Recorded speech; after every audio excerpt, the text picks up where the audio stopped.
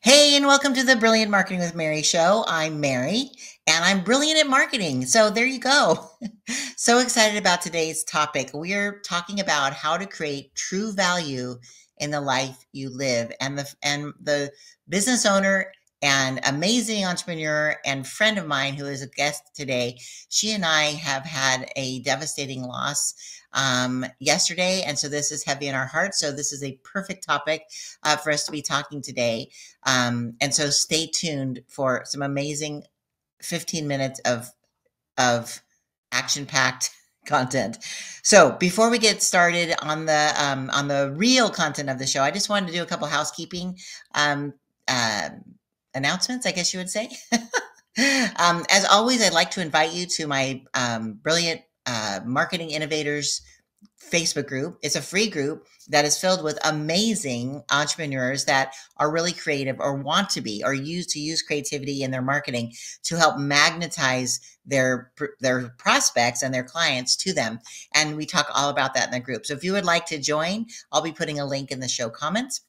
So hopefully just click on that and you can come in and again meet this amazing group of amazing people. So we'd love to be a part of that.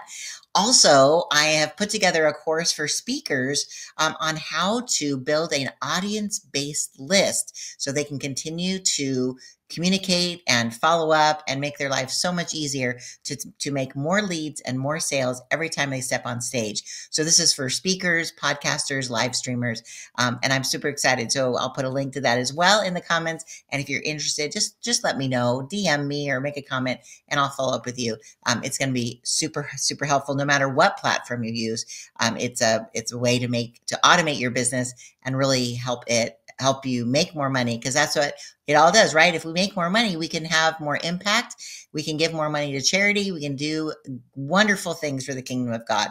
So there's no shame in making more money. So some people worry about that for some reason. So I just wanted to put that to bed. So without further ado, I want to introduce my dear friend, Diane, as she is amazing and she's going to give you so much awesomeness. Okay, so I want to tell you that after Diane Kelly, after running a successful life and health insurance business for many, many years, it became evident that small business owners needed help to get out of the day-to-day operations and create a business that actually has value.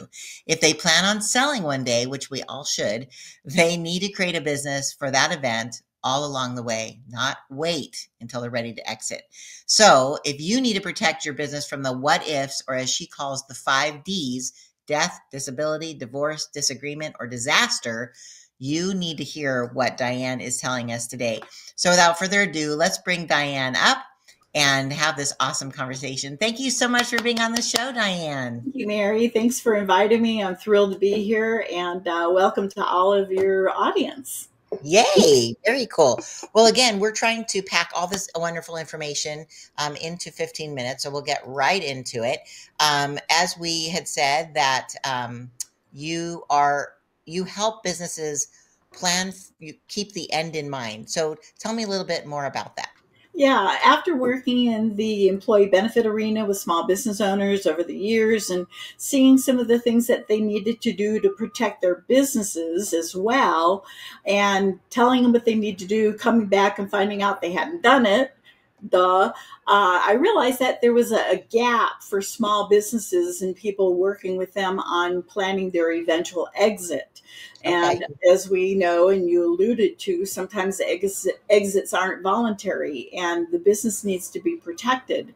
And there's some particular things that a solopreneur has to be aware of and set up properly so they don't leave their loved ones in a mess if something does happen to them, and more importantly, that they have something of value when they're at the end of their business work life. Right. And just because you say exit, you could also sell your business for a profit and then go eat bonbons on the beach all day, right? Oh, yeah. There are a lot of different ways to exit. Selling is probably one of the most known ones. You can also franchise your business. How many people have thought about doing that and maybe need some help doing that? That's a great exit strategy. Maybe you have I never even thought about that. Yeah, exactly. So if you can help people do that? Yeah, I have somebody who does. I have a franchise expert. Yes. That is fantastic. But then how would you be exiting it if you're having other people have Well, franchise? because you get it automated and you're not running it anymore. Oh, yes. Well, this it's You can interesting. retain ownership of your original business if you Okay. want, or just have somebody come in and run it, which is better yet, but then you get money off the franchisees. Oh my God, that is brilliant. Yeah. Girl, Yeah. that's fantastic. I never even thought. I've been in business as of this month, Diane, 35 years. I saw that. Congratulations. That's Thank a you. huge timeline. I Yeah. didn't even And like you're it not didn't even that even old, Mary. I know I'm only 36. See? So I was a child prodigy. There you go. As were we all. Right? I came right out. Mom was changing my diapers. I'm like, hey man, let's start a marketing company. Yeah, so the other ways that you can exit your business is you can have investors come in and buy you. So Okay. if you have like a small electrical contracting company, they'll come in and buy your company and they'll merge it with other electrical contracting companies. Oh, And every time they sell it, you make money. It's kind of like an annuity. that is amazing. Okay, Yeah. girl, you have So given so much value already, and I think we've been on for 6 minutes. there Hello. you go. But the most important thing, and what we want to talk about today, is how the business owner sets the business up so that they're not running the day to day stuff, right? How Yes, many entrepreneurs do you know, and I know, who are working tons of hours a week, yeah, nights, weekends, holidays? What's a vacation, right? right. Okay, Yeah. so that's They not created a fun. job for themselves, right? It's not a business Exactly. anymore. It's a job. And that's Exactly. kind of like where your marketing fact comes in, right? Yep. So tell me more about how to Yeah. give your team the So autonomy that you they have need. to have, well, first of all, you have to know how to create a team, right? So Oh, there are ways to do that and things to look for. And we certainly have experts who can help you with that as well. But if you have a team and you build a team, you have to trust the team and give them some control. And this is very you difficult mean for our business. let go? Uh-huh. Yep. Oh my. So, if you're the salesperson and you're the rainmaker and you hire somebody to do sales and marketing, you better get out of their way. Yeah, You give them 90 days. If they're not performing, then that's not the right person, right? sure, But if, sure. if they are and they pick up and they start doing what they're supposed to be doing, you shouldn't have to be out there doing the sales. Right, Okay. right. Conversely, if you're the one running the office, you're the operations person, you got to have your hand on every little tidbit, micromanage everything that comes through that office. You need to get somebody like yourself. As I put it, you have to clone yourself. Wow. Well, you mentioned a little bit, I kind of breezed over this, but tell me a little bit about how your business is not your baby or your retirement plan. It's an asset and needs to be treated as such. So cut the umbilical cord. Yeah. What do you mean by that? That's What awesome. I mean is exactly what I'm talking about. These business owners, they look at their business as their baby.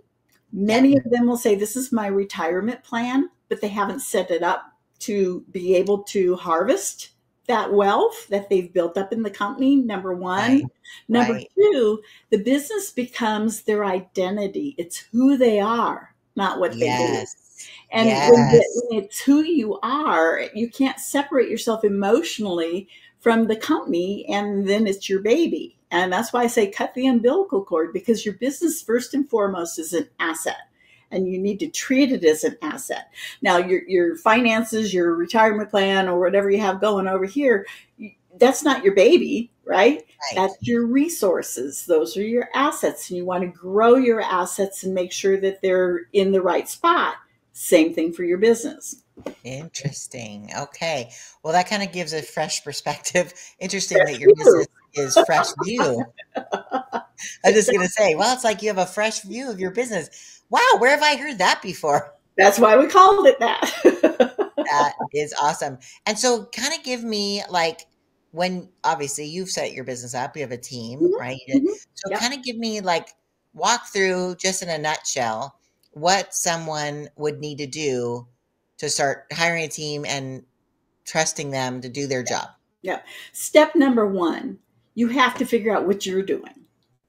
Write out Oh, a list, track what you're doing on a weekly basis, and keep tabs of everything you do, everything, no matter how small, because then what you need to do is start taking off the stuff on your list that you should not be doing, number one, and delegate.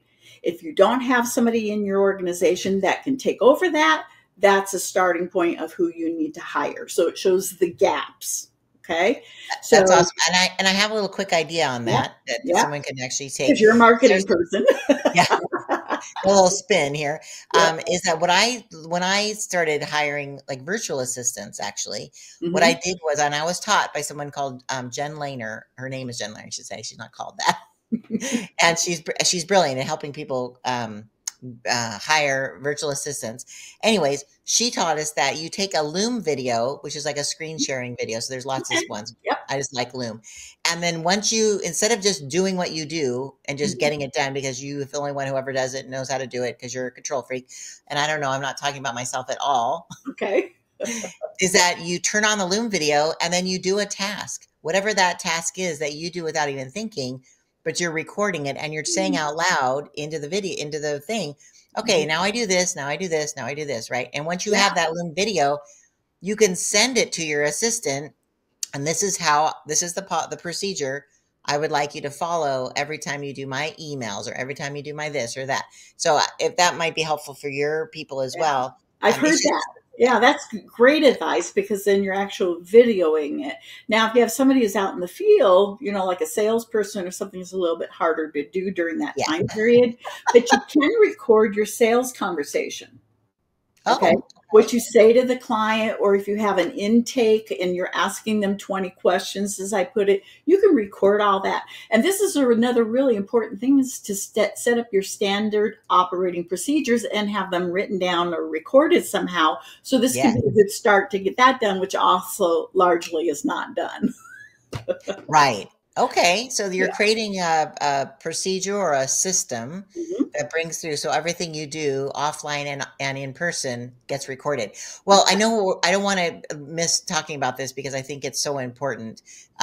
You had mentioned, in fact, I need to pull it up because I thought it was Five so important. Ds. The 5 Ds. Where did I put them? So tell me a little bit about the Okay. 5 Ds. So the 5 Ds are what can There they happen that can tank your plans to eventually sell your business. are. Okay. And this could be death. And Mary and I just experienced the loss of a dear colleague and friend who died in her sleep. Right. Suddenly. She had never like, I don't know if she's planned for it, I, but I'm it sure was, she didn't.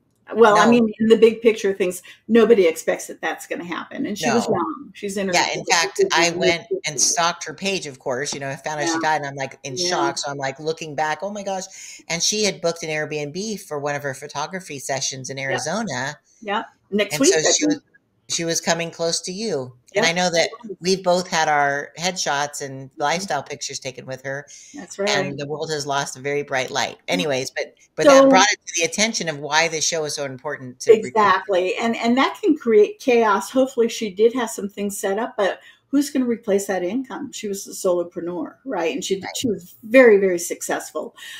Divorce. I had a client recently going through a divorce, and the soon-to-be ex had taken some assets out of the company and left her with debt. Okay, so Oh she was my. struggling, trying to get back on track. Disagreement. I had another client who had a business partner who decided that they were going to move away and not tell her. And then all of a sudden she's made aware of this. And then she says, well, this isn't what I agreed to. And trying to figure out how to get them out of the business when there was no legal agreement on how to do that. Oh my And gosh. now it comes down to what? Money. How much money do they want? So if you don't have that pegged, and that goes to another point, if you have a business running at least $1 million of annual revenue, you need a business valuation and you need to keep Oh, that up to date. So if something happens like that, like a disagreement or a divorce or a death, you have that value pegged and the IRS or somebody else can't come in and arbitrarily pull a number out of the blue sky. right. And you didn't mention disability or disaster, but we all know what Disability those are. is another one. So I had Yeah. a client years ago fell off a roof and he dragged himself to his truck, got surgeries, PTOT, and he almost lost the business because he was tied up getting taken care of medically, right? So that can do it. Wow. And then disaster. And, we can talk about disasters all day. We just went through 2020. You can look at Maui. How many of those business owners maybe had all their data backed up somewhere else offshore or out of the offices, everything burned up. You don't know what's going to happen. So you just Right. need to have things in order as much as possible. I mean, there's only Right. so much we can do, but Sure. you got to Yeah. start.